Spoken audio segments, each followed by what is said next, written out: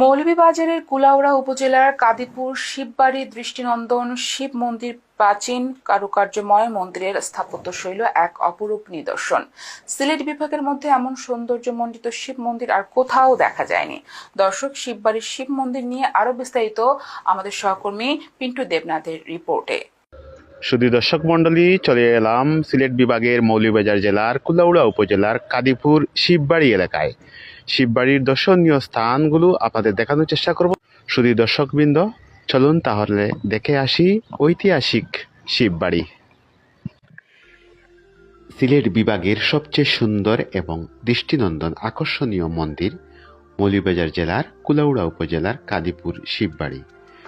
প্রাচীন কারুকার্যময় মন্দিরের স্থাপত্যশৈলী এক অপরূপ নিদর্শন দৃষ্টিনন্দন হয়ে উঠেছে এই শিববাড়ি।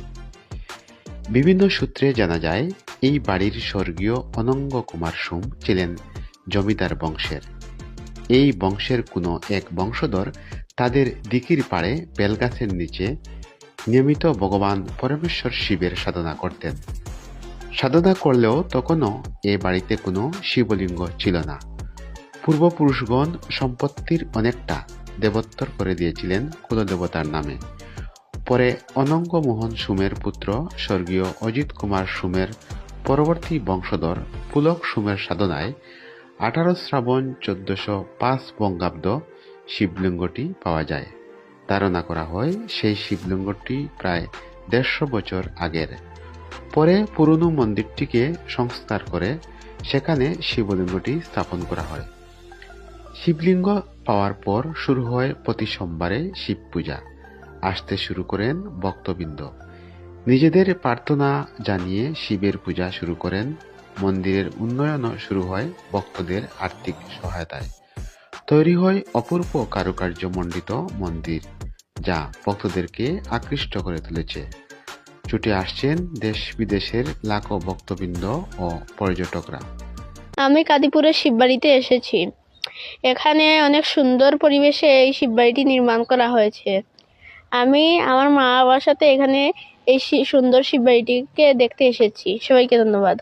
আরও জানা যায়, শিববাড়ির পূর্বপুরুষদের জমিদারি প্রথার বিলুপ্ত ঘটলে একসময়ে প্রতাপশালী জমিদার পরিবার চরম আর্থিক সংকটে পড়েন। ফলে প্রায় 31 বৎসর দেবী দুর্গার গড় পূজা তারা করেছেন।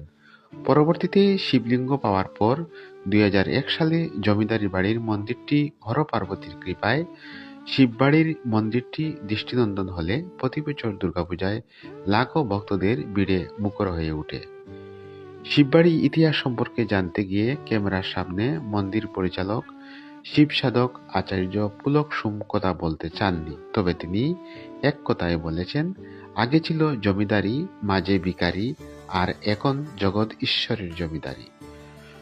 সরজমিন দেখা যায়, প্রবেশপথেই বিশাল আকৃতির গেট, ভিতরে যাওয়ার ঢালাই রাস্তা, মন্দিরের পাশে দিকে বিশাল আকৃতির ও নান্দনিকতায় ভরপুর সুবিশাল অনেক উঁচু একাধিক মন্দির, রয়েছে যজ্ঞকুণ্ড। সবকিছু মিলে এক আকর্ষণীয় এক তীর্থস্থান। প্রতিদিনই এখানে ভক্তবৃন্দের সমাগম ঘটে। কাদিপুরের শিববাড়ি থেকে ফিরে পিন্টু দেবনাথ, NTV নিউজ।